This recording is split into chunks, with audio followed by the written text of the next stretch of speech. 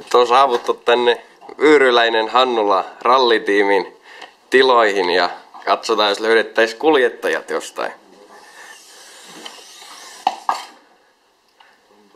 Et sä pääs mennä vielä, kun et sä sanonut kutosta. Morjens. Moro! Harri Vyyryläinen, Marko Hannula.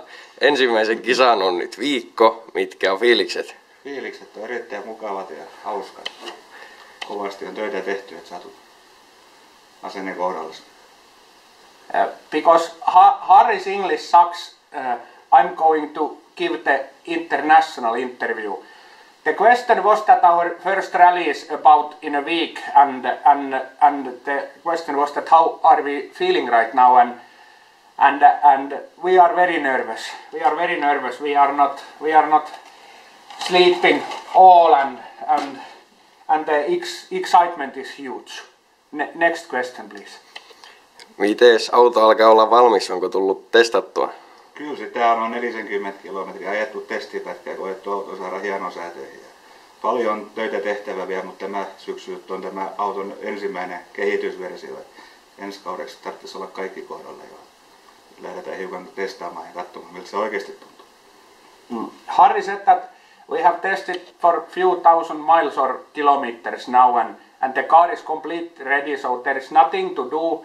We are going to drive next few years with these settings, and I think that this car is quite near to the cars in the World Championship level.